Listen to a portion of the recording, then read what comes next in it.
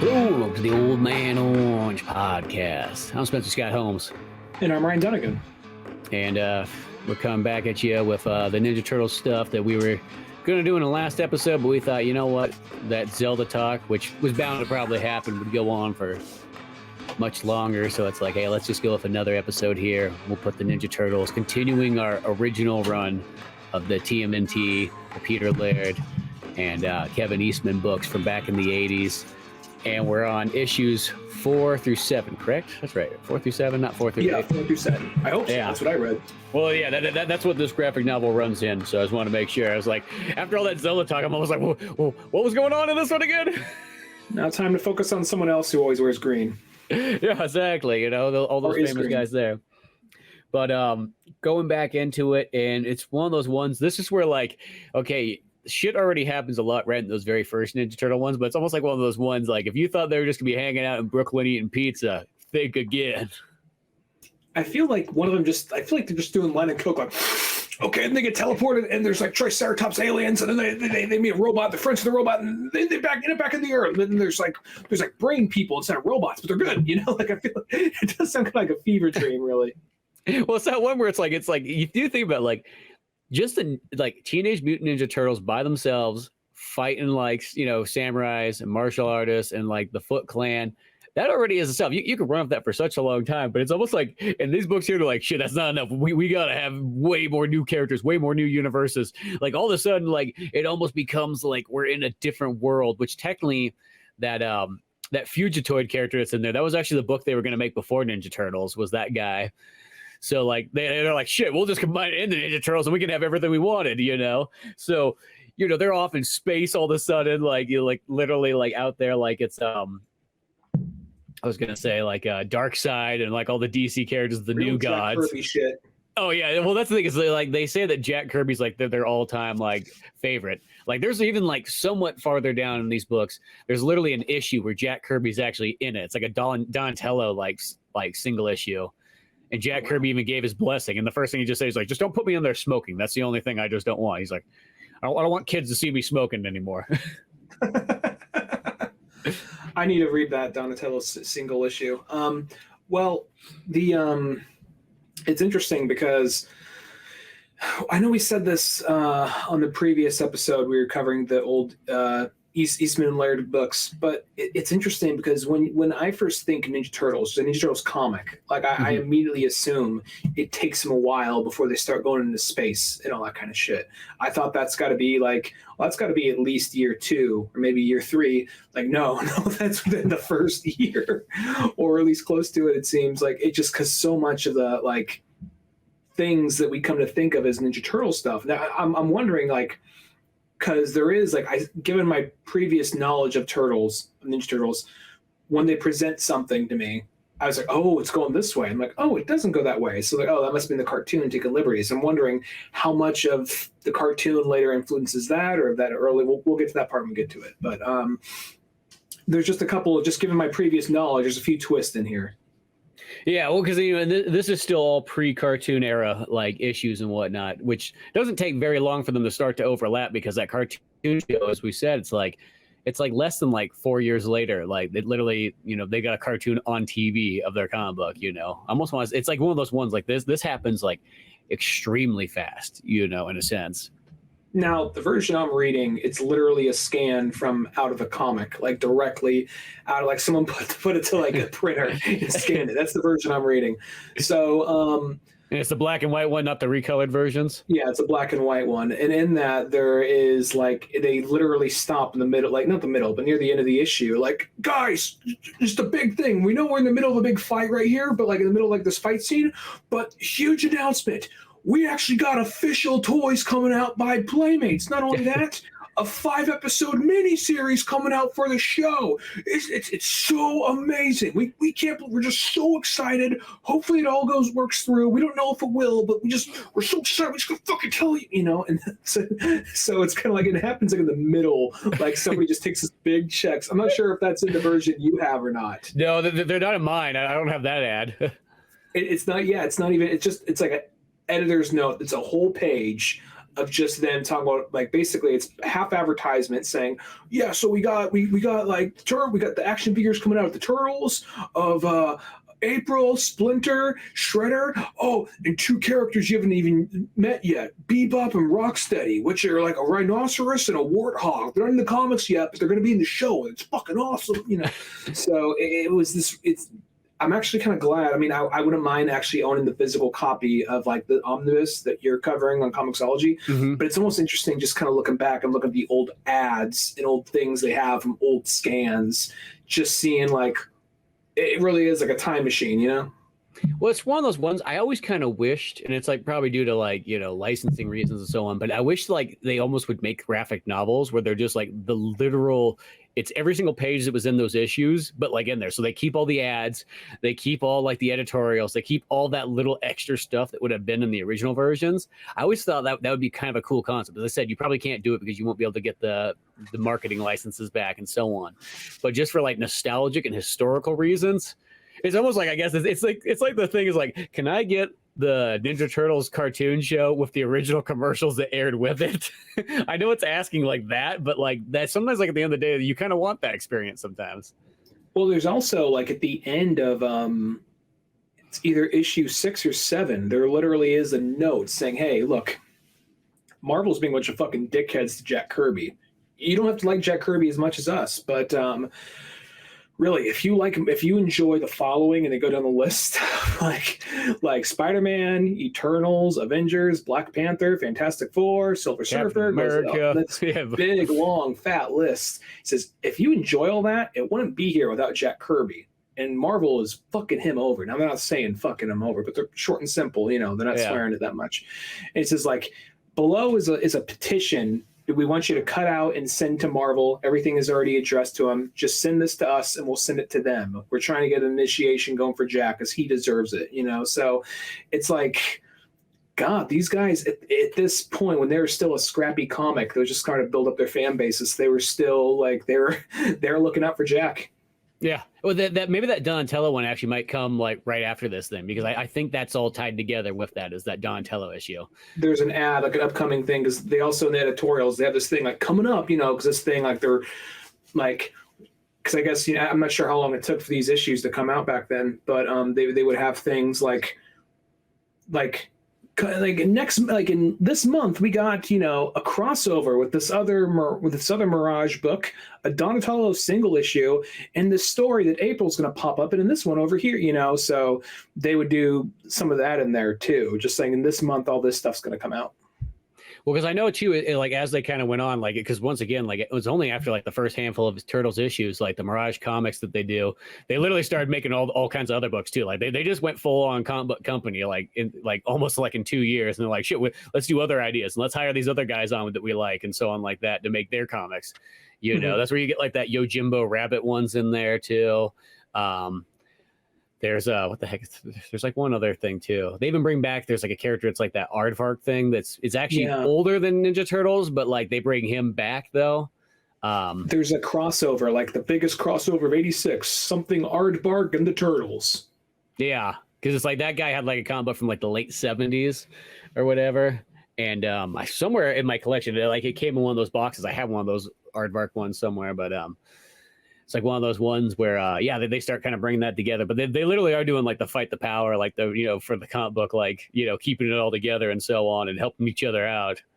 Well, the Yojimbo thing's interesting because that's not even a character. I don't even think the Yojimbo Rabbit is something they created. That was like a good friend of theirs. And they had a special thing where that character can pop in whenever they want. There won't be any whole like part of like, because these guys really had the deal of a lifetime, and I think a lot of people really underestimated what the Turtles were and how much of they got of it or how much control they had of it. Because that's why the Rabbit was able to pop into so many things. Like there's some kind of rule, at least at the time, that the Rabbit can pop in, and there want to be like whenever they said it was okay, and they have to run it by their friend, and that's how he got into episodes, and that's how he got an action figure, and that's why there wasn't all this legal confusion with it. Yeah, one of those weird ones. It was all tied in together and so on. So, yeah, no, it's interesting stuff, kind of how that all plays out. But going back to the Turtles here, is I guess like when it starts off, we actually get the Foot Clan coming back in issue 4, You know, they got a big old battle on top of the rooftop. Just, you know, action packed to the max. And I even like, because there's that part where, like, I think it's Michelangelo, but like they're fighting and Michelangelo gets thrown over the building and he swings on in. And there's like this like guy in there who's like, hey, babe, you want to like do it? Want to blow me right here on the couch? But the kids are awake. Oh, fuck them. Let them see it. Let little Timmy become a man. We'll let him see New Father in action. Exactly. And then like they doesn't that happen, like they're trying to get over to the lab where they think Splinter's being held, more or less, right? Yeah, because that's the whole point, is they're all in the search for Splinter and they see the TCRI lab and they're like, shit, that wasn't that the canister that, like, you know, Splinter's had and that like he's had set up on like our mantle this whole time. Yeah, that's and then they end up going in, and then that's where all the they go in, they see Splinter in a test tube after they break in there. They stop at first I think they stop at April's place for a minute. Then they have the whole action with the Foot Clan. They have the Foot Clan action. They stop at April's place to get like, because like, hey, Mikey cut his hands. You have any fucking Band-Aids? All right, cool, later, you know. Yeah, Leo's taking a shower right now. Yeah, Raph took a shit. He used up all your toilet paper and then flushed it. Hope that's not a problem. Yeah, those ones. And by the way, April gets like the most 80s hair, or she also gets more like it feels like she gets more of a 70s haircut. Like she gets like the super like curly afro kind of almost look going on here. So it feels like she's going out to like the disco clubs, but it's 1986. Yeah. Well, it's trying to get at what it's you know, they're not going to be that much longer. You got to enjoy it while you can, you know? So. Yeah, one of those ones. Which is kind of funny because it's like one of those ones, like at first glance, it really does, like when you change your character's haircut, like only like 2 issues later, from like almost like her initial, you know, April haircut to like now you got this curly haired one. It's like you almost got like, if you just open it up randomly, like who's this other lady that's in here? I will say that when they're in the apartment and she's like checking Mikey's hand, my pages aren't numbered, so I couldn't tell you which one it is. Maybe it's page 19. I'm not sure, but like and she has her hand out. She's looking over. She has this English, like she's actually like, oh my god, Leo, that looks like a really bad cut or something. But she has this like just like this angry like kung fu, like she's reaching out to like grab someone's heart, you know. Yeah, no, I actually see exactly what it is, because then it like after that it cuts to like a scene where there's like one of the guys looking in, like already knows where his turtles are, smoking a bunch of cigarettes and watching his telescope. Exactly, and then they make their way over to the building, and they fight some of the Krang robots once they see Splinter is inside of a test tube, and out of that they get like teleported. They land on a device and teleport out of there. Yeah, exactly. They go through that skirmish and whatnot, and then the whole thing's going on because like nobody knows anything about this TCRI building. It's just somehow, some way in New York they just allowed this thing to get built and with no codes or regulations and knowing who's on the lease. Yeah, just this crazy. I mean, I don't know. I guess, you know, aliens, they're crafty that way. They know the human legal system, how to work around that. You know? But nothing I'm going to look too deep into. You know, I mean, New York did have a big rough patch the 80s, so there's probably a lot of things they weren't paying a lot of attention to. You know. Yeah, so the lease was this like, you know, giant like concrete building, you know, put up that has like bomb shelter like sides that flip up on the windows. Yeah, I mean, you know, shit, we all saw Taxi Driver, you know, so there's probably some other things that got by New York, like, you know, like real estate laws or whatever, you know. So, but once they got there, I do think it's because, you know, after they get in there and they have this big battle and they see all these brains and like the stomachs of these like robots, and they have this big brawl with and they get teleported out of there, they suddenly end up like, I will say it is kind of confusing, and they have like, because they always have like a little like mini like story at the end, and I guess this is a progression forward, but it's a little confusing because you see them like they're in some other like dystopian looking world, and they're all hunting each other down, and Raph comes across. I'm going to say this feels very Frank Miller-ish, and I think on my book, I think those mini stories come later in the way that they're designed, but because they're not in these issues that I have, but I do remember those ones. I do remember those ones.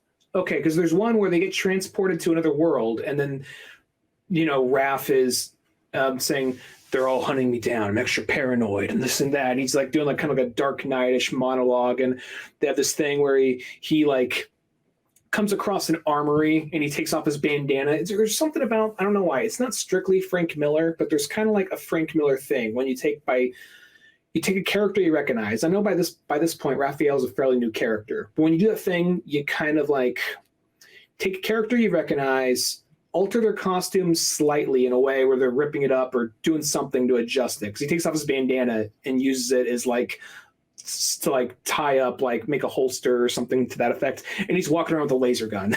Like I don't know, it's kind of like similar imagery to like Batman with a rifle. Granted, the rifle only shoots like a grappling harpoon, hook, but, yeah, harpoon, but still, it's kind of similar imagery type thing. And then it becomes this Predator thing, and you realize, it's like Batman goes up. You're like, where's Batman going up that thing? It's like, oh shit, he's going up there, and he's going to shoot the city up with this. It's like he's just had enough of it. He finally snapped. That's the thing. I think when you first look at that image of like Batman with a rifle like this, it's kind of cool, but at the same time, just like he doesn't have a copy of Catcher on the Rye on him, does he?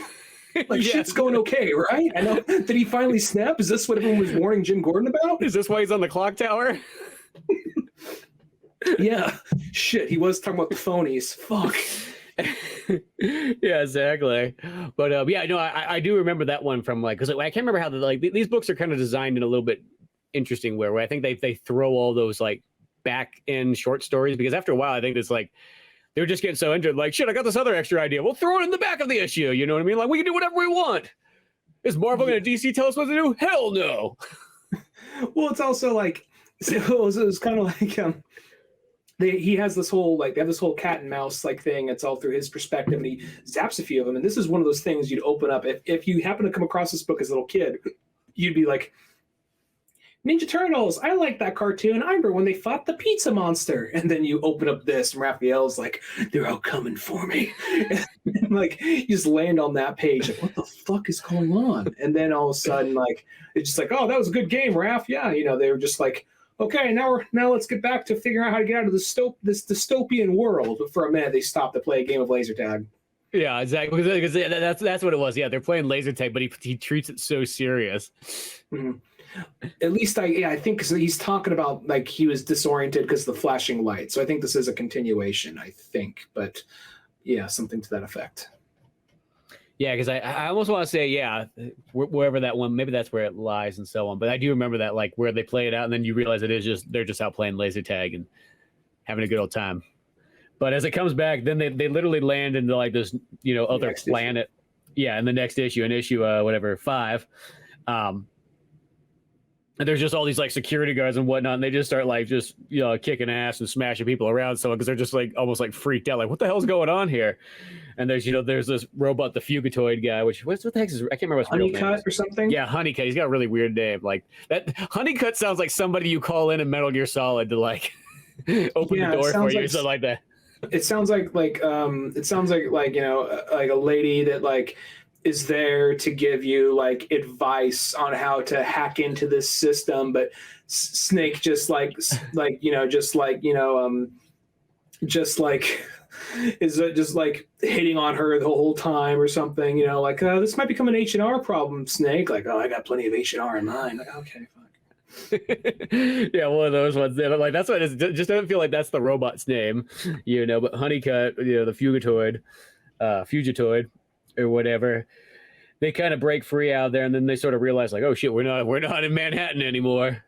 Yeah, that's where they get to a little bit more of like and he reveals that he was like a scientist who had his mind put into like the body of a robot, into like his brain into the body of a robot, and he's just been on the run. He's like a master inventor and all that kind of stuff, right? Something to that effect. Yeah, because like the whole thing is like on this planet, like the Fugitoid or whatever is like that's like a robot that's like got consciousness and starts going on the run. So it's literally like a proto-fugitive, like the Harrison Ford movie. It just reminds me of that, but for robots.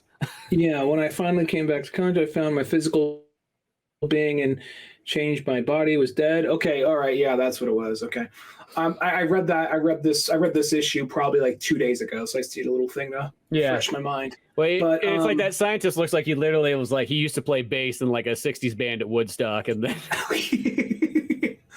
Like he was the old guy. He was like a really old. He was like old back in the Woodstock days. He was just very open minded, you know. Yeah, exactly. Just trying to fit in. And yeah, as it kind of goes there, they realize they're all on the run, but the Honeycutt literally has the ability to make like an interdimensional time warp that or whatever, so he can so they can get them all back, because that's what he was working on the whole time when everything went awry, and now the government's after him because he's got all these awesome things, technology, and the government needs to use it for them. The government being, I wonder, like they have like we gotta escape the Triceratops. You know, it is like the most like that's like thing. That's like almost like, because there's a three-way battle, because then you got the Triceratons have come there, because there's the government of whatever the planet is, and then there's the Fugitoid guy running away, and then the Triceratons are coming there, and then they just kind of like, they're just there for like invading purposes, and I think then they realize like, oh shit, he's got like an interdimensional transfer device. Get that son of a bitch. Yeah, that's right. Okay, that's right, because there is that couple of panels, they're all fighting at the same time. That's right. It's one of those things, I'm not going to lie, because like I said this before. I know I bring this up usually whenever we cover something Turtles oriented. I don't remember the cartoon that well. I remember particular images and characters, and I remember the toys I had. And it's interesting because I know I had a Fugitoid toy because, you know, it was Ninja Turtles. It was another one to have, you know, and I know I had one of these Triceratons. Mm-hmm. And now I'm looking at it like, oh, that's what they were again. Like, I don't remember the cartoon that well, but I remember like, oh, so that's that toy. Now it's just are all starting to click together. I mean, granted, they maybe it was a little different. Like, I can actually see Fugitoid just being like a 1 or 2 episodes of the cartoon max, you know? I think so, because most of those characters are like, they're only in like 1 or 2 episodes of the original show. Mm-hmm. So like, but that's all they need them for, I guess, to, you know, make an action figure out of and so on. Only characters I think returned every so often. Well, obviously Krang, Bebop, Rocksteady, and Shredder, and then I think Baxter Stockman a couple of times. Yeah, he comes back a couple of times. There's a few of them that do kind of repeat, but a lot of them, it's like, yeah, it's actually kind of few and far between. Maybe Metalhead, maybe. Yeah, I think so. But as they're on the run, they also get into this kind of like, they literally have like a Star Wars like pure cantina bar scene going on. Yeah, whenever you see that, you just can't help but imagine like whenever you just see like a space bar, all kinds of cool looking aliens and so on like that. It's definitely one of those ones too. They definitely go to town on these drawings, like in these issues too, where it's just like the detail just is still like ridiculous. Like, yeah, and it's kind of like, I'm sure that a hardcore like fan who knows Turtles in and out could probably tell you just by, oh, that's an Eastman, oh, that's a Laird, when they're looking at the different like panels or drawings. But sometimes it does look like it's by 2 different people. Sometimes it does, but sometimes I feel like the transition goes pretty seamless a lot of times, though. You know what I mean? Yeah, exactly. Like I think it is. I mean, like, I think Peter Laird's technically the guy who has more experience drawing than Eastman. So a lot of times, so he probably does more of the shading stuff. Well, that, and then like a lot of times, like all the robots I know he does, and he does like some of the complicated shots and so on like that, where I think some of like the ones that look a little bit more, the best way to sort of say it's like a little bit more like Frank Miller, where it kind of has that little bit rougher look. I think those are more the Eastman ones. Oh, okay. Because sometimes it is a thing where I feel like the transition is always fairly smooth, but you'll get these ones where there looks to be a lot more texture on things, and then you kind of move on, and it seems to kind of lose it little by little, like not to a point where it's bad, but just kind of like enough to get the point across. And then before you know it, the style looks almost a little bit more just different. I'm just looking at this one where the Turtles are like roughing up some like security. Maybe this is the very same guy. I don't know. But of this chapter, there's like this one of like, it's focusing on these 3 guys getting kicked in the face, which looks very Frank Miller-ish. And like, I think it's Michelangelo kicking in, says, hit him, hi-ya, or whatever. And then you jump the next page and it's like still very detailed. It's all splash panel. And then if you jump like 1 or 2, like 2 or 3 pages over, by then the detail is not there as much, but there's a lot going on, and it looks a little less blocky, but still somewhat blocky, you know? Yeah. Sometimes it'll just be those little ones. Even though I think what they do is they'd pick a page and they would just like literally go, I do this panel, you do that panel. I do this panel, you do that panel. I think that's how they like almost did them. That might be, and for all I know, this could all be like, like the same thing. And I'm just now noticing it, but like I didn't really notice it until I had them laid out right here. I'm just looking at it. I just see this transition, but I didn't really notice how, like, because it just doesn't. I assume when I hear two different people are on it, it would be more jarring, but it's not jarring. And I do see differences between certain pages, but at the same time, it's nothing like too bad, Yeah, and I think also too is like when you get like those big splash panel looking ones too. I think also what they would do is one guy would draw it, pass it to the other guy. He would draw some more stuff in it. They'd pass it back, draw some more in it, and so they would just start filling it in together. Yeah.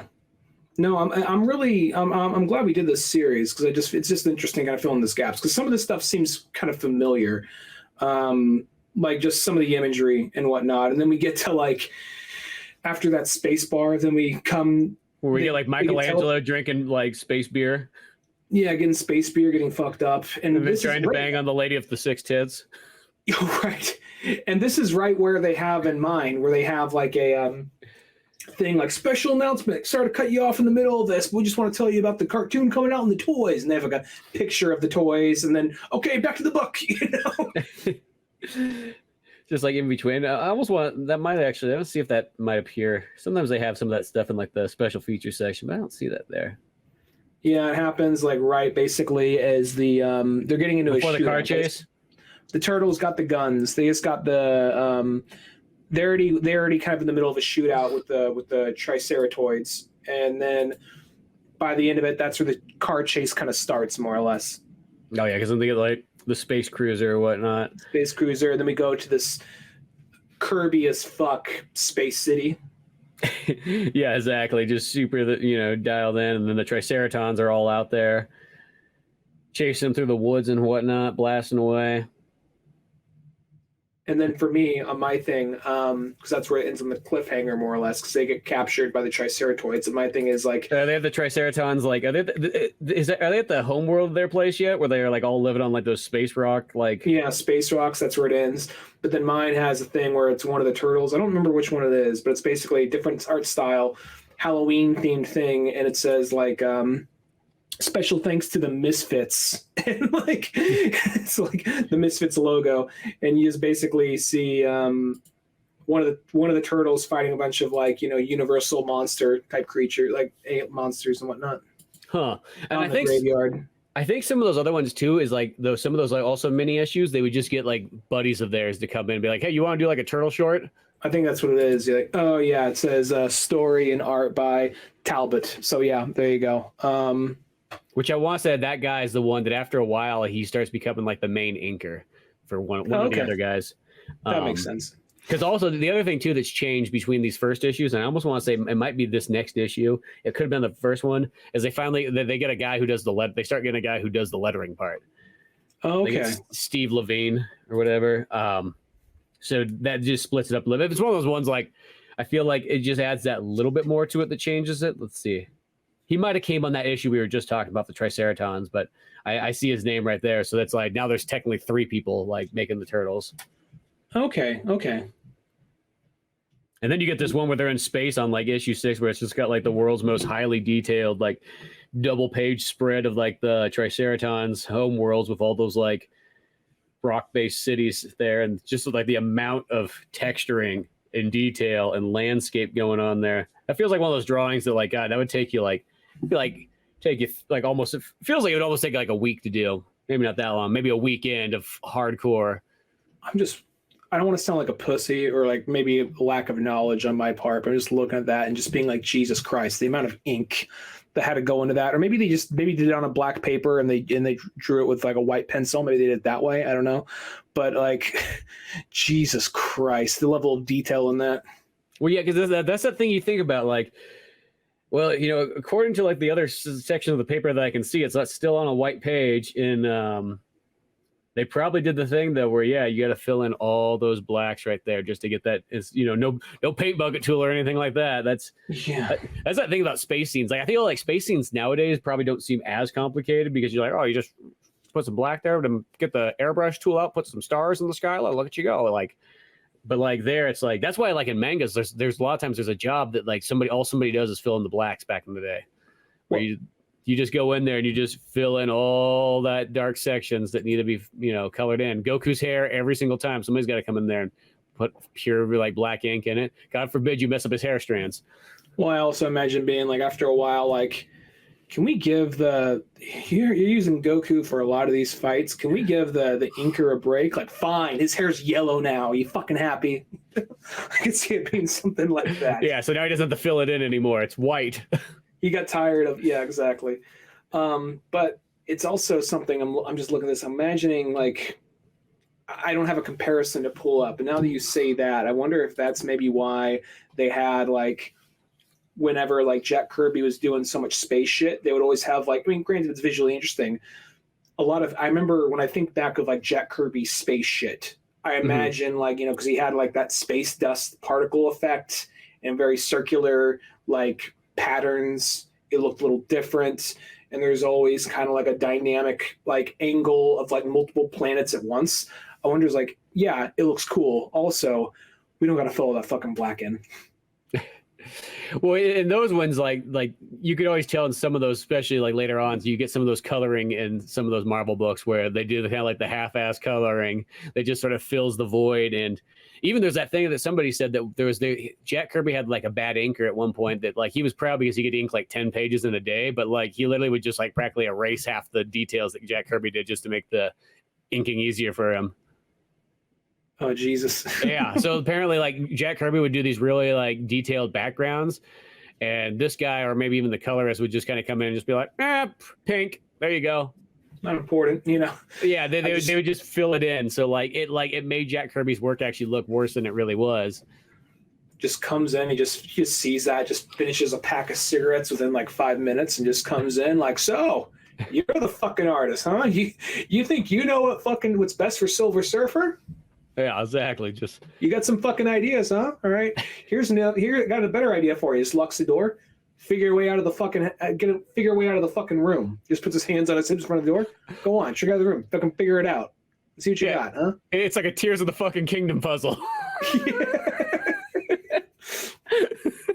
See if you can figure this shit out, motherfucker. Just like throws a knife down in the middle of the room. Go for it. Yeah, one of those ones is just such a silly thing, but like, yeah, that's just the thing. It's like they're just that point, just like fuck it, get it out there. How many more books can we publish? At a record time pace. That's what makes this Ninja Turtles thing kind of nice, is that these guys aren't restrained to anything. Like I think is if you went to say like at Marvel at this time period, be like, I'm going to draw this background as a 2-page spread of the Triceratons homeworld. Be like, no, you're not going to. You got more important shit to do. Yeah, fuck that. Draw 5 other pages so we can get this story actually out on time. I could also see it being like one of them is like, I'm going to focus on this. You focus on the next 2 pages. Yeah, I'm pretty sure that's probably what it is. Like, hey, this is going to take me all weekend. So they dedicate 2 pages of it though. We see like it's a spread of like, yeah, like 2 that's what I mean. it's it's a double-page spread. So that's like what makes it like just ridiculous. Which is kind of funny because like there's so much detail in that one, but that very first page almost feels like it's like sort of like almost like sketched out, but. Like it feels like a lot like that very intro page just doesn't have that. I mean, it has detail, but just once you get to that one, it's like that almost felt like that needed to be sort of like the first page, like when you open the book up. Mm-hmm. Well, as it goes on, that's the Fugitoids are all like not the Fugitoid. That's where you find out the Triceratops or Triceratoids, or they're called Triceratons. Are all cornering the Fugitoid like, you will make weapons of death for us if you want the turtles to survive. And they have like these little breathing packs because the oxygen was different there. Oh yeah, because that like when they find the turtles, because that's how that last issue ended. Is all of a sudden they're like, oh shit, there's not very much oxygen in here, but like they use like their Zen mind strength to like reserve their oxygen. Yeah. And when they find the turtles there, then they're like, okay, well here we go, Fugitoid. We'll put the turtles into an intergalactic space gladiator battle. It's so interesting because like I never saw I never really watched the full episode of the 2003 cartoon, but I remember like flipping through television one time through my channels and landing on like a bunch of Triceratops. Like, yes, we'll see how the turtles do, and they're fighting some kind of giant tentacle monster, and like, oh shit, not the same thing, but this is more or less what happened in that episode. I was flipping through like years ago. Yeah, exactly. It's one of those ones like it's funny like it's like all this stuff when it finally comes full circle seeing it. Yeah, yeah, because you actually did watch 2003 one, right? I haven't seen all of it though. I've seen like I have like a couple like seasons of it that I've bought, but I don't have the full collection. So I've never seen every single episode. Mm-hmm.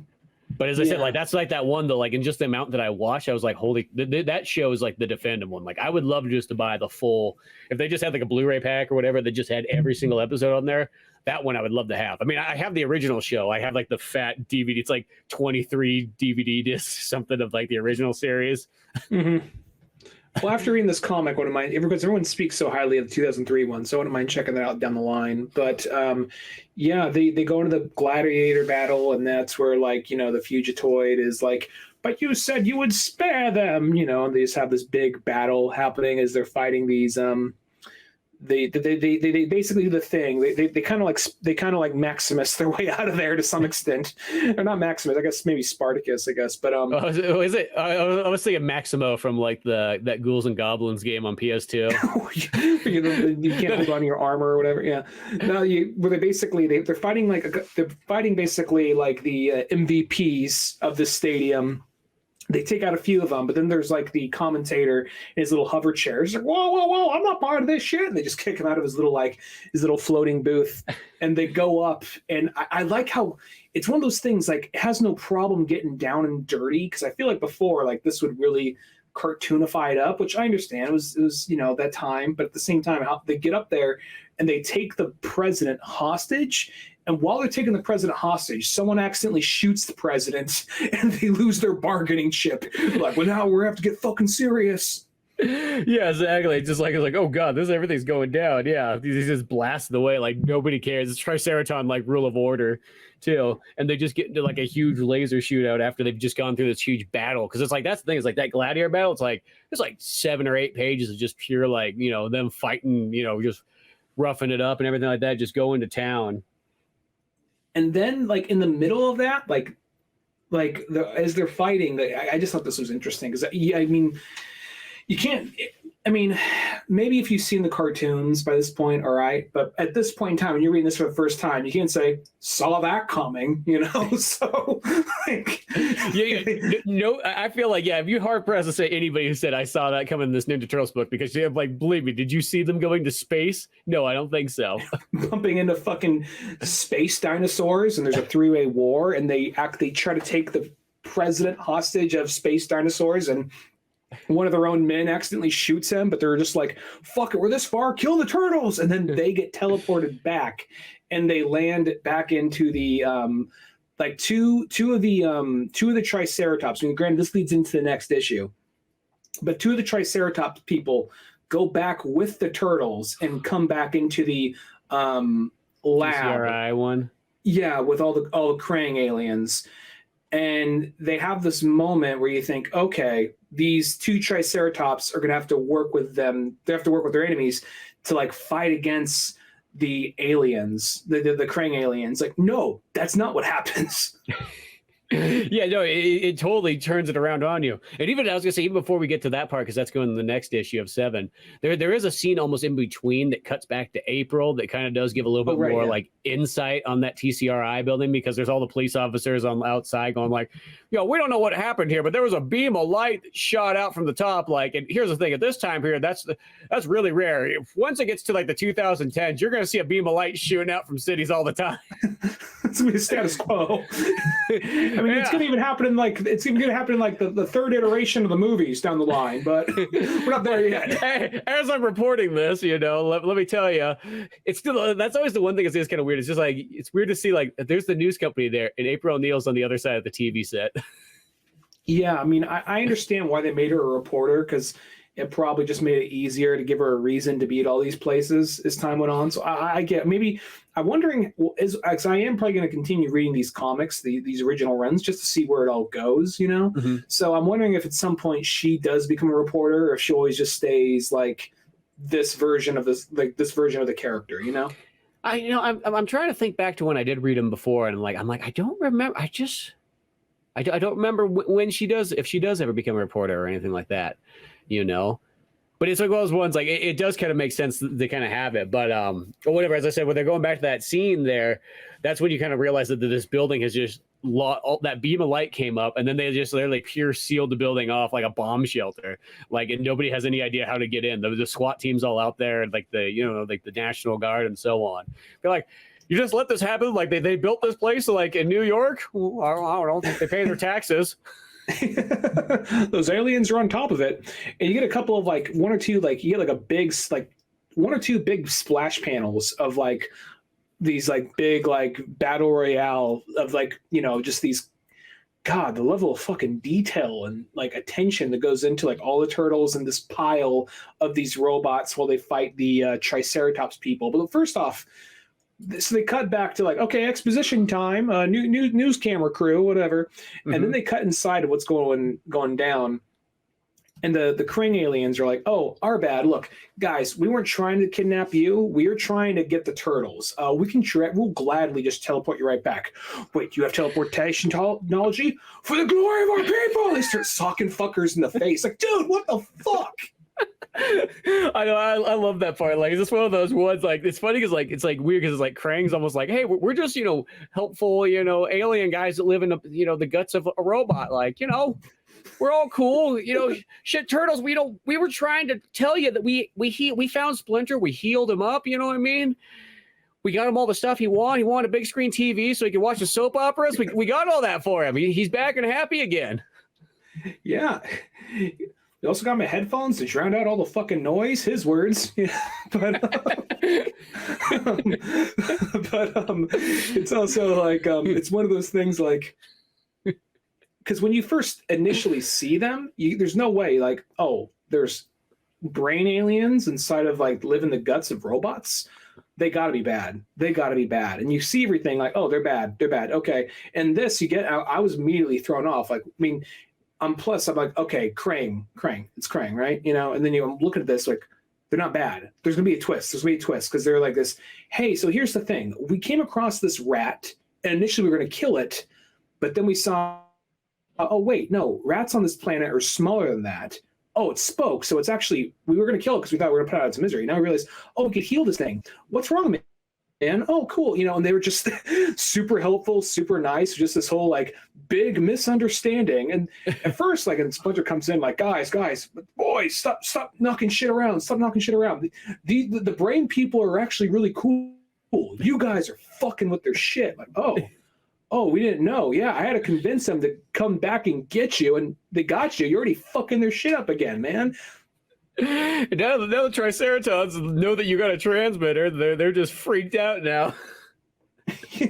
I like how they're all like, they're about to like, okay, we finally got this thing going to where so we can get off this planet, because they've been building this thing because they crash landed on the planet years ago, and they actually were the ones that were driving the car that ultimately caused the accident that made the turtles. Like they said, we were there that day. We remember fucking Bill was driving. Fucking Bill, he almost ran over this fucking kid crossing the street.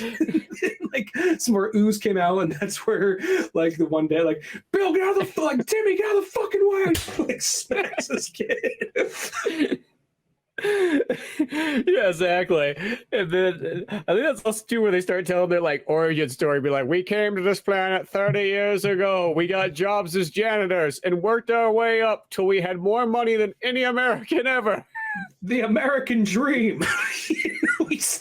I started sweeping at this company, and then I owned it. The next, like, in 3 years later. God damn it! Don't tell me you can't do it. We voted for Reagan. He's what boss. Reagan lifts up the shirt. Lifts up his shirt. He's one of the Krang people. Krang people. We're taking over the country one step at a time as the Krang people.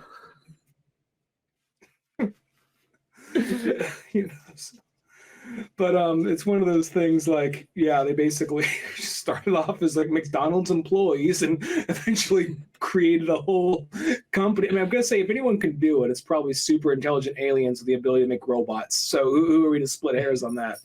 Yeah, exactly. But it's one of those, I was to say, oh yeah, definitely. No, they worked their way into the system. They knew what they were doing. Exactly. And then they mentioned like how they were driving the car that day, almost ran over a kid, and they saw the turtles go down. Like, shit, that's going to probably cause trouble later. So in this version, they say, okay, that was 15 and a half years ago. So the turtles we know at this point are 15 and a half, which you think the way they talk, they'd be like older, but no, 15 and a half, but maybe they age faster. Who knows? And it's the whole 80s too. Like, so let's be honest, they're always going to be played by 25-year-olds playing 15-year-olds. Exactly. But just the idea, just kind of funny to me, just the idea of like they saw themselves almost hit this kid, the fucking canister hits this other kid's like thing of turtles, goes into the fucking sewer, and like the kid's like, my baby turtles, fucking suck it up, Billy, we'll get you another one. And then like, you know, those Crane people like, shit, just keep driving. Hopefully it doesn't go a problem. Hopefully those turtles just fucking died. Hopefully we don't have to worry about this in the next 15 fucking years. Yeah, exactly. It all comes back around. They're like, so that's the story. And then all of a sudden there's like an explosion in the hallway. Like, oh, great. Now the National Guard figured it out and they're breaking on in. Yeah. And I'm going to say those things are probably like those, they're a little bit more understanding probably than other, because I feel like other, like, even the turtles are probably less understanding than a lot of things, because they're just like, you know what, let's just fucking kill everybody, you know, in like in this version. But the Krang's things really go out of the way. Like, guys, set things to stun. Stun is always the default, always set to stun. Also, like, you know, we're gonna blow up this building, but we got to give them like a little beeper thing saying, guys, get the fuck out of the building, it's gonna explode, okay, just go. And I like how like it's taken so long. The turtles were slowing shit down so much. The beam thing is finally ready to send them home. Like, okay guys, we're getting the fuck out of here. And like turtles like, wait, where are we going? Just trust us, it's gonna work, just trust us. Leave us. Oh, I should have kicked that little fucker across the room. And just like, no, Raph, just give it a second. Just give it a second. I should have fucking kicked. They teleport out of there, and he's still like, fuck those brain people. That's just Raph, no matter what. No matter what they did for him, he's just like, I don't fucking like him. They get teleported to April O'Neil's department in her bed, or to her bathroom, and they're all piled on top of each other. Yeah, I just shoved into the bathroom there and whatnot. And April's just been hanging out watching TV. I kind of feel bad because it's like they had that thing where it's like, we want to have April here, but what can we do that she's involved? Well, I guess she just watches on TV. She's just basically at the Roshi house watching the Cell games. Yeah, that's literally what she's doing this whole time and whatnot, you know. And I can't remember, like, when did they warp the Triceratons back? They warped them back like right in the beginning when they're fighting and everything. I think they knocked them out. Let me go back. I think they knocked them out and then they like, get these fucks out of here. No, can't handle their shit. Yeah, geez. You know when you try to offer somebody some like, you know, tea and biscuits and they just slap it in your face and then start breaking your house up and then that's Triceratons. Yeah, like, hey man, sorry we didn't try to bring you, we tried to bring the other guys, but we'll teleport you back. Here's some gift bags. No, give me the PlayStation too. Like, dude, no, can't have the fucking PlayStation. No. They just start throwing punches and shit the second they see that. But like, I was thinking the comparison because they're in the 80s. You see a PlayStation in the 80s. It's like, dude, that's next level. It would be next level in the 86 or whatever the heck it is. Yeah. I don't know why I went to PlayStation of all fucking things. I'm just thinking. Well, they're from a futuristic planet, so it makes sense they got some futuristic technology. Exactly. But no, but yeah, I thought this was a fun arc. I'm probably, I don't know if we'll be continuing them throughout the podcast, but I wouldn't mind reading this myself at least as it continues on, just because it is a fun read. Yeah. Just also comparing the difference. Now, here's something I wonder, because I was expecting like the Krangs. I'm just gonna call them the Krangs. I don't remember if they actually had a real name. I kept on expecting something bad to happen with them or them to turn.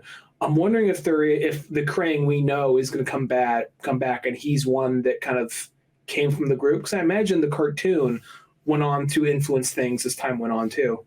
Yeah, I can't, dude. I'm trying to think to see if there was one of those things like that, you know. Because sometimes it's that one weird one where like when you make characters like that, and then somebody else sees it, well, like that's clearly a bad guy. There's no way you're going to have that be a good character in the show. Make Krang like, you know, Shredder's like kind of overseer or whatnot, you know. Especially back in the 80s when like it looks ugly, it can't be good. Yeah, exactly. So one of those things. I mean, maybe if the Krang had the Ronald Reagan suit still on.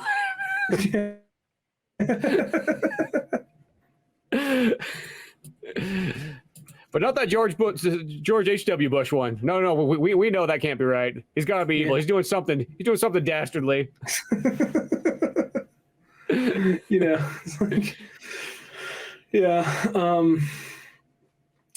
it's one of those things like, how do I put it? Like, yeah, because I wonder it's because, you know, I want to make a weird comparison here, but it's like, when you first see Captain Marvel, the movie, and you're like, oh, Skrulls are in this. Skrulls are bad guys. And the movie throws you a curveball. What? No. Oh, Skrulls in this are good. They're not the bad guys. But they are coming out like in next month or so. They are coming out with the Secret Invasion show, giving Nick Fury more or less his own show. And Skrulls look like they're the villains in that. So I'm kind of like wondering, okay, is it the same Skrulls? Or is it going to be different Skrulls? Like a group of those Skrulls broke off or, you know, became evil or something to that effect.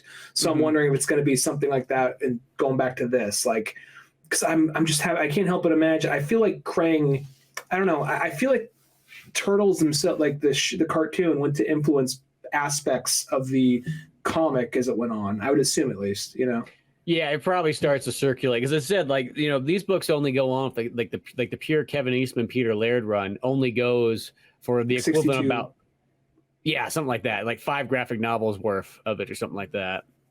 And then from there it's like they become involved, but then it starts like other people kind of take over and they start doing sort of oversee things and whatnot. And because I think Peter Laird's pretty much been with the Ninja Turtles for like ever, and Kevin Eastman sold his share at one point in time thinking that, oh, okay, it's going to be as good as it's going to get, you know, and he went to go buy Heavy Metal and go do that for a long while. But I think it's Peter Laird has like that one. He said that, like, I think now because he's kind of like, I think he sort of is kind of like, sort of, I almost want to say he sold like the rest of his. He's like, I'm getting older. I sold like my rest of Turtles, but he's got a clause in his agreement where it says, if I want to make my own independent Turtles comic book, I can always make that whenever I feel like it.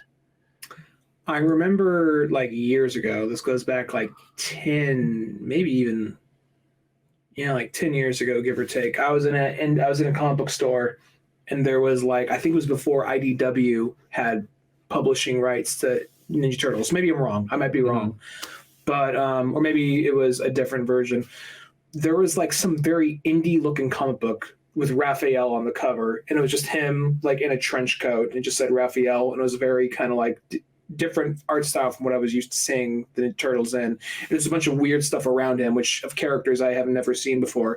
So I'm wondering if like, if 62 isn't technically where it ends, if it did go on for a while longer, but just whenever they want to do like something independent or whatever, Yeah, I think, as I said, I think also that the comics start kind of, I think there's also a period too where like they stop being like nearly as involved, because what happens too is like right now they're doing the thing where like they draw together and they just kind of swivel it all together themselves. But then as pretty darn soon, I almost want to maybe even say like the next book or so, they start doing the thing where one guy does one issue and the other guy does another issue, and they have kind of like their own like handyman with them on each one too. So they're kind of doing them so they can get more issues out at a time, but like one person's doing this arc, this person's doing this arc, and having them sort of fuse together. Mm-hmm. Okay, and I almost want to say, and then as it goes even farther along, then it's almost like, then they start getting George Lucas where they're like, hey, I wrote a synopsis out. Figure it out. We'll get somebody to draw this for us. I think it sort of gets to like that point too, as it kind of goes on. It might. Well, who knows? I'm really enjoying it, and I'm glad we decided to pick up on these. Yeah, as I said, like I'm always 100% down for doing even more of them too, because just rereading it again, as I said, I got books 1 through 6 of these omnibuses, so I'm always down for doing more of the classic Turtle stuff, because just rereading through, you just realize like it's like they're so good. They're like those comic books that are like I think that's the thing, is a lot of people kind of think like, oh, it's probably just probably have the basic ideas of what made the show, and the show is kind of like, you're like, no, these comic books are like seriously, I would almost even say like highly in like one of the best comics I've ever read, like that good, like it's like up there, just like so great. The artwork's amazing, the storytelling, it's like all that Turtles lore, it's in there, and generally for the most part, a lot of the things I think are even more dialed in. And yeah, it's just like they just deliver each one. Plus, it's just got that cool, like, you know, classic sort of indiness, which means it's got that extra level of like love and care gone into it. Yeah, well, it's like very unfiltered creativity. You know, Yeah. it's one of those things like it doesn't really have that. I mean, yeah, sure. We all know what Turtles eventually becomes, and they're even talking about like how excited they are. They interrupt the middle of a fight to show more or less an ad of what Turtles going to be, but it's also kind of this way of like, guys, this means we have the time and ability to produce more comics, and we're just really thankful. So, you know, being a couple of guys who just were making this shit, not thinking, you know, probably thinking not much is going to happen of it, but hoping something would. That's got to be an amazing feeling, especially at that time. So to be on top of the world by that point, you know, and, you know, it's one of those things like, for me personally, I don't know if it's one of my top favorite comics I've read, probably not, but at the exact same time, like the idea of like, cause I feel like reading this for the first time and how fucking crazy, you know, over top this is. And this is kind of like a, you know, obviously, like, how do I put this? Like, sure, most people that make comics are passionate about comics. Maybe unless you're like working in the 40s or 50s. Like, well, shit, I couldn't. It's a job. It's a job. I couldn't get. I couldn't make it as a writer. So I guess I'm gonna just write for the superhero kids bullshit. I guess maybe in the 40s and 50s, that's kind of how you felt about it. You know, not everyone, obviously, but but this right here, I think at this time, if you are going for that, then you obviously are like for fans, and this is obviously has a lot of self-referential and like jokes for comic book fans of the time, all the Frank Miller references and Jack Kirby references. Yeah, no, it's just so good all the way around. But yeah, more Ninja Turtle stuff. Yeah, it's put me in like a Ninja Turtles mood, anyways. I kind of feel like I'm gonna see if like I can find those 2003. If there is a big fat season set of that, you know. Even another one that would be fun that I've always thought would be kind of an interesting one is there's a movie that ends that show, or maybe it doesn't end the show, but it comes towards the very end where I think it's called Turtles Forever, where it combines the 87 show Turtles with the 2003 Turtles, and then it has the Mirage Turtles in it as well. I remember I only saw like one episode of like the Nickelodeon one and the Nickelodeon, the CG Nickelodeon one. Yeah. And there was a continual story. It was in the middle of an arc, and they time travel to like the first. I don't remember where they're at first, but the 80s Ninja Turtles come into their world, and they're all CG, but the designs of the 80s one, like, whoa, man, this is weird. And they're all like radical and all that. Like, they're not 80s. Like, why are they doing this? Why are they doing this? You know, and then all of a sudden they go over to the 80s universe, and they're in their designs, but they're all 2D animated, like traditionally. And then at some point you're like, guys, pizza. They're running across the street like, well, what are you doing? Like, we're going to get pizza, but you're out in the open. You're supposed to be ninjas. Like, yeah. You know, like they don't get it. Like, you don't have to sneak around here. No, we don't. Oh, no, okay. you put the trench coat on, you know, so you get pizza, and then go to the adult bookstore afterwards. go jerk off in like a porn theater out on Main Street, you know. Just go sit in the nudie booths. Exactly. And then but then and at the end of it though, there was this thing of like, okay, like, yeah, we're our own different version of the Turtles, but these Turtles are cool too. But at some point they were actually cutting like, hey, we're going to the Prime universe, and they're kind of in a black, like, one, it wasn't the whole team. It was like one, like, I think Leonardo and I think both Leonardos ended up or something into the Prime universe. And that's like, oh, these Turtles are a lot more dangerous. They're a lot more violent, and they're all black and white, and they're trying to like track them down and kill them, and they get out of there just in time. That sounds very similar to that Turtles Forever movie, which is with the 2003 one. It's like that, but it's almost like they just redid that episode, but just do it with the other Turtles. They very well might have. I've never seen that Turtles Forever one, but yeah. So. Yeah, because that Turtles Forever, that one's a movie technically. So, okay. But it's kind of cool because there's even a part where they do like, you know, back when, you know, different dimensions and stuff was still like kind of a newer idea. They have one where it shows like a bunch of stuff, and you're like, oh shit, there's like the Turtles from like the fucking live action like TV show. Where there's a guy riding the motor. Like my favorite part of that one is like there's like whenever Raphael's riding the motorcycle, it's literally just like this helmet with like the mouth open so the guy can see through it. So it's just like Raphael driving like, ah! But it's just so the guy can see out through there as he's riding the motorcycle. I'll say we are at that point where I think there is enough versions of Ninja Turtles. So if you wanted to do, I mean, right now, I mean, don't get me wrong. I don't think we need multiverse everything. We don't need multiverse everything. But if they were to do this point where they were like, whether it be in one of the later, like, because obviously they don't just like, well, let's make one movie and call it good. No, it's they're going to try and get it going. If the next iteration of the movie does good and time goes on, I could see them trying to do some Into the Spider-Verse thing, not just visually, but just like the like, oh, look, it's a team of turtles, but from different iterations. And if they do that, and I can even see them doing something like that in the comic, maybe. If they do that, I think it would be, I don't know what other ones you cherry pick. It'd be interesting if, like, because you always think Raphael is the badass, but of all the Raphaels they pick the 80s Raphael from the cartoon. So he's like he's the goofy bitch character. And he's Raphael. It's like, I'm used to being the tough guy. You ain't tough here, man. You ain't tough. Wonder who's the tough one here? Michelangelo from Last Ronin. Okay? Michelangelo's running shit. And then maybe you got like Donatello from Rise of Ninja Turtles, where he's all like autistic and shit. And then you got like, I don't know, Leonardo from like 2003 or something. Just this weird combination. Or even maybe the Leonardo from the new one, who's like, we haven't seen it yet, but he's obviously a little bit more green because they're actually teenagers in that. Yeah, or you could have Leonardo even from like kind of like the 2000s era where he's just the more serious turtle kind of thing. I mean, he's always serious, but even more serious. But I'm just imagining a Leonardo that would be intimidated with the idea of him. Like, well, Leonardo's the leader. He's like, I'm telling like old man Logan, Michelangelo what to do, Yeah, and smart ass Raphael. Yeah. So. Because that's always the weird thing is that Raphael from the 80s show, it's like he doesn't have that Brooklyn like, oh, do what I want to do thing yet. It's like he just more is like, I'm just a smart ass funny guy over here sitting at the corner of the bar cracking jokes on everybody. And then like I'd never seen an episode of Rise of the Ninja Turtles, but I did watch the Netflix movie that ended it. And in that they changed a lot of their personalities. And Donatello, he's like cold, distant, and like autistic. That's kind of like what they do with him.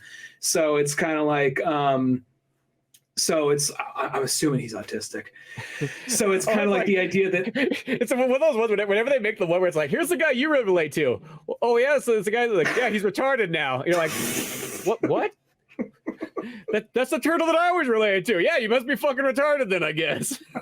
Well, the thing is, it's not like it's not thing of like Kevin Smith with like Jason Lee and like that. He's like, Jason Lee, he was the guy that I loved. He was like, that was my boy, and like fucking Morris. And then this one, like, and Jason gave me, he's gay. What does that mean about me? It means you're fucking gay.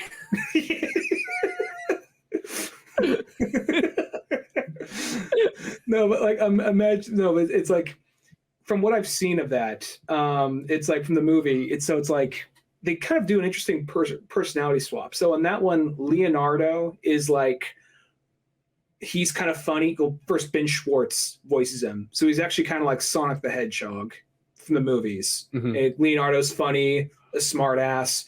Raphael is still like a musclehead, but he's all more about honor and like, we got to stay focused. And he puts training ahead of everything. And he's actually like more like, he's almost in some ways more of a leader, but he's just more of like, but he's a lot more bigger and brutish.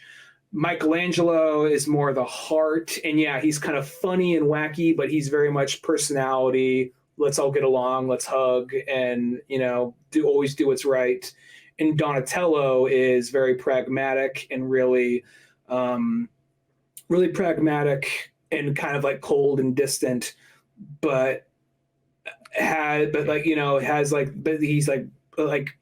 these I just picked up on the is he kind of like jaded almost in a sense, like it's not gonna fucking work out, it's all gonna kind fail. of, but he always has like the better opinion. He's kind of a know-it-all. He's not like doom and gloom version. No, not like that. He's more of like, he's kind of the know-it-all, and there's things they do to kind of get across because everything in his mind is very OCD and very segmented in certain ways. And there's a point where he's all like like he's grossed out because, you know, for a lot of things with like some folks with autism, it's like certain feelings and sensations are super amplified, like certain touching and feeling. And there's a point where a phobia he has is like gross, slimy things, and they're controlling like a crane computer board. And he reaches in, and these like weird crane like tentacle things wrap around his arms. He's like, oh God, oh God, and like Donnie, you're the only one that can do this. You have to hack into the system and get into it. Like he goes, okay, I will. Gets to it. He's like, oh, you know, so he has to basically overcome like his like fears, gross out fear to get to do what they got to do, you know. Well, it just more seems like he's just got weird fears and things like that. There's just other things that kind of like clicked into. I mean, it's just like not strictly that. I mean, they don't flat out say like, dude, they don't say knock off with all the autism shit and help us. They're just like things they do to clue in. There's other things going on with them. There's enough there to point it out, but you know. Well, it's kind of funny. It's like I want to say it's actually Donatello, because sometimes in the older issues you kind of forget which turtle was which in the certain scenes. But like when they first land on the alien planet there and something like that, like there's a whole page where it's almost like I want to say it's Donatello who has like a freak out scene like, we're never gonna get fucking back. This is it. We're never gonna find Splinter. We're gonna be stuck here forever. And then like Raphael just like slaps us and like get your fucking act together. We're getting back. Yeah, I mean, that makes sense because he is more of the. I mean, I'd say the Rise, like going off that, the Rise movie is interesting. Like the action's really cool. The humor doesn't do it for me all the time. It's because it's really like they're very trying. bombastic. What? Is it that feel like they're trying too hard? It's kind of a little Teen Titans-y at times. The humor, the action's really cool, and there's some great moments, and I liked it. But it was a different interpretation. It was interesting. It was interesting. I'd say check it out if you're in a Turtles mood. It's on Netflix. It's fun to check out. You know, yeah. The action's really cool. Yeah, I think that's always the hard balance of it. See, because that's what makes Teen Titans Go work, is because they already know that show is a comedy in the first place. Like you didn't come here because you thought you were going to get like a serious. No, you came here for the comedy. But sometimes that Ninja Turtles one has that balancing act of like, how much comedy do you throw in, how much action, and really, if you go back to the old school comic books, you should go, no, the comedy should be like, 10%, 15%, and the rest should be a kung fu story, with space elements. Yeah, the thing with it is it's kind of like I'm by no means an expert on the new one. I'm just going off the movie I saw. It's kind of humor because by this point, Ninja Turtles is considered to be an action comedy, just because maybe the original comic may have been like a little bit more like, 80% serious, 20% funny. Yeah. Where everything else has been like very comedy first or very comedy half and half. This one, it's more the humor is just that kind of very like trying to be anime. Like somebody will say something surprising and all of a sudden they do that like that. How do I put it? Like that very bare, shiny background. Like Casey Jones comes from the future. And he has like a piece of pizza. Like apparently in the show, there is Cassandra Jones instead of Casey Jones. But in this one, he comes from the future, like in a Terminator fashion, to help save the day. And he has pizza for the first time. He's like, oh, pizza's amazing. And it's the pan over thing. And everyone's like, like in a very kind of anime kind of fashion, like that type of shit. So it feels almost like Teen Titans, the first show. Yeah, that's more of what I meant. Not like Teen Titans Go, where it's like meme humor. Where Teen Titans Go, where it's just, hey, it worked in Sailor Moon, right? So yeah, because that's Teen Titans. Like, so it has that thing where they're like, hey, the kids are into anime. How can we get them back to America? How we put some more American DNA in them? How about we just try to be Japanese? Oh yeah, that's a good way to get them back. I mean, don't get me wrong. I liked the movie. It was fun, but it's just one of those things. Like they'll be like, oh, I'm liking this. And it'll be those things like, that's a little too Zoomerish for me. But then I'll be like, yeah, this part was still cool though. Yeah, I mean that's kind of how it is. I mean that's how I felt like even like the last Ninja Turtles movies.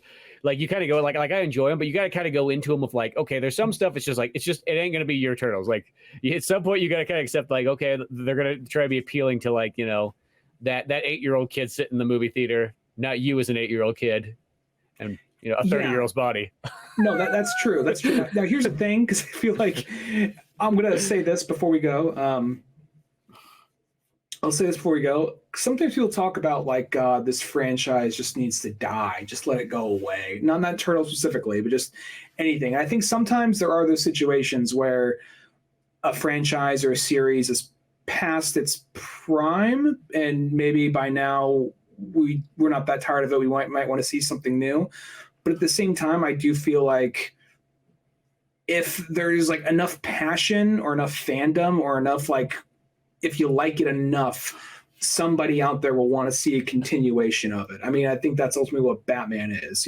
Batman of DC Comics or any long running thing in general. It's like the previous fans saw something, and maybe at some point it feels like it's being ran into the ground, but it's going to be a particular take that brings it back. So maybe there's a point where people are like, God, why can't this turtle shit just go away? But then you like, after even watching this newer version, which I liked, all of it wasn't for me, but I saw part of this movie and I was like, somebody really fucking cares about it with some of the characterization they did. Like, you can't say they didn't care. Maybe they didn't watch, maybe they didn't really watch or read the Eastman or Laird stuff, but some iteration they had a lot of passion for and they wanted to show it. Not like this cynical, like, Thundercats roar bullshit where it was just kind of like, you know what, my older brother liked Thundercats and it wasn't really for me, so we thought we'd make it kind of silly and kind of give it this meme humor and we give it this kind of silly aesthetic, and it was just kind of silly because it's Thundercats, it's kind of silly, it's kind of funny. So instead of doing that, like, no, they kind of go with their own take, but you can see they actually give a shit. Yeah, God, nothing's worse when they do that thing where it just feels like it's like the non-fans are allowed to make the show like that. And that's the worst thing, where it's like, no. If you're not going to treat it serious, no. And it's just the fact that they actually give those people jobs that like are going to, that stuff just bothers me. It's like, there's literally 10,000 plus other people out there who could have done that right. And you chose the people who are going to do it wrong. Mm-hmm. I know I'm pulling like the most random thing from like 7 years ago, but I'm just kind of using like an example of like, okay, this is different, but obviously someone gives a shit, as opposed to this is different and I don't think anyone really gave a shit. Yeah, exactly. Well, it's that one that I think Turtles has so much going for it, though, that you could run with it in so many different directions. And it's one of those ones that's, I mean, shit, once again, going back to the original comics, it goes to show just like in 7 issues that we've read, 8 if you include the Raphael one, there's so much stuff to work with in just those 8 issues. And granted, they are bigger issues. They're probably more equivalent of almost 16 issues, probably. Maybe not that much, but 12, 13, because they're kind of thick. But there's so much stuff there that you could literally run for days and never read another comic book for a while of Turtles. And like, you'd have so much stuff that you could just like expand on and run with and go down the path and see where it goes in the rabbit hole and all that stuff. Mm-hmm. Yeah.